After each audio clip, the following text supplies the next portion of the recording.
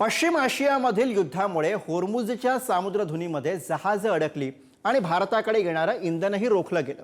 America, Israel आणि Iran यांच्यातल्या संघर्षामध्ये इराण भारताबाबत कोणती भूमिका घेणार यावरच चांगली चर्चा रंगली।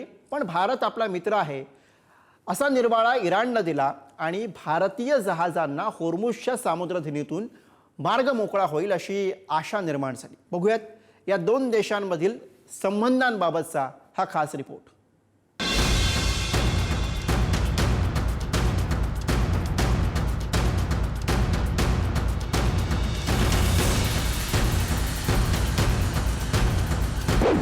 पश्चिम आशियात ड्रोन क्षेपणास्त्रांनी हल्ले झाले, युद्ध छेडलं गेलं। अमेरिका इस्रायलने इराणवर हल्ला केला, इराणने प्रत्युत्तर देत इस्रायल आणि त्यांच्या मित्र देशावर हल्ले केले। इराणचे सर्वोच्च नेते अयातुल्ला खामेनेई यांचा हल्ल्यात मृत्यू झाला। एकीकडे इस्रायल, अमेरिका आणि दुसरीकडे इराण, दोन्ही बाजूला भारताचे मित्र देश होते। भारत सरकार काय भूमिका घेणार याबाबत उत्सुकता होती। सुरुवातीला भारत सरकारनं इराणवरील हल्ल्याबाबत भूमिका घेतली नाही आणि त्यावरून भारतात राजकारणही रंगलं। पंतप्रधान नरेंद्र मोदी यांनी मौन बाळगल्यावरून काँग्रेस नेत्या सोनिया गांधी यांनी सरकारच्या परराष्ट्र धोरणावर टीका केली। तिकडे होर्मुझच्या सामुद्रधुनीत संघर्ष पेटल्यानं आणि इराणनं हा मार्ग बंद केल्यानं केवळ व्यापारच नव्हे तर त्या मार्गाने येणारं इंधनही रोखलं गेलं। त्याचा फटका अन्य देशांप्रमाणे भारतालाही बसला। त्यानंतर 5 मार्च रोजी भारताचे परराष्ट्र सचिव विक्रम मिस्त्री यांनी दिल्लीत इराणच्या दूतावासाला भेट दिली आणि अयातुल्ला खामेनेई यांच्या निधनाबद्दल शोक व्यक्त केला। त्यानंतर भारत आणि इराण यांच्यात राजनैतिक चर्चा वेगवेगळ्या माध्यमातून सुरू झाली। परराष्ट्र मंत्री एस जयशंकर आणि इराणचे परराष्ट्र मंत्री अब्बास अराक्ची यांच्यात 4 वेळा चर्चा झाली। 12 मार्च रोजी पंतप्रधान नरेंद्र मोदी यांनी इराणचे राष्ट्राध्यक्ष डॉक्टर मसूद पेझेश्कियान यांच्याशी फोनवरून संवाद साधला। वाढता तणाव, निष्पाप नागरिकांचा मृत्यू आणि नागरी पायाभूत सुविधांचं नुकसान याबाबत मोदी यांच्याकडून गंभीर चिंता व्यक्त करण्यात आली।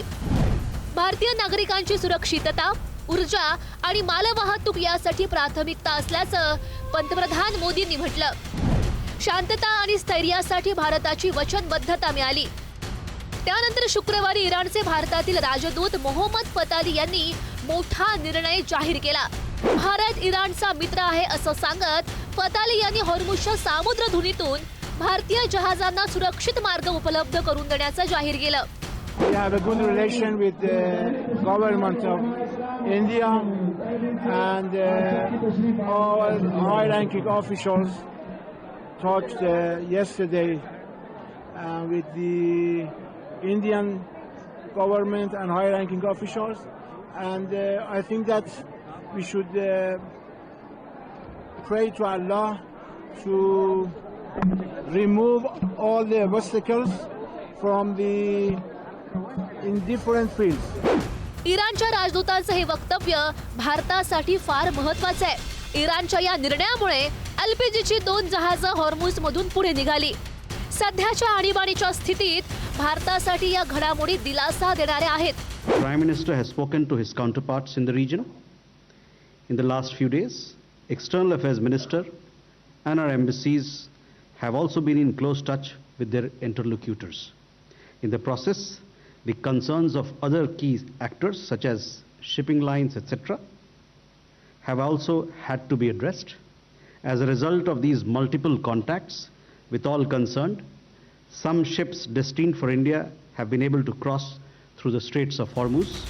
होर्मुझच्या सामुद्रधुनीतून भारताला सुरक्षित मार्ग उपलब्ध झाला तर ठप्प झालेला व्यापार पुन्हा सुरू होण्याची आशाही निर्माण झाली आहे। अर्थात 15 दिवसांचा रागरंग पाहता युद्ध सध्या तरी थांबेल असं वाटत नाहीये। पण इराणकडून भारताला मिळणारं सहकार्य इंधनाच्या संकटात दिलासा देणारं आहेच। शिवाय दोनही देशातील संबंध या तणावात टिकून आहेत हे दर्शवणारही आहे। ब्युरो रिपोर्ट, पुढारी न्यूज।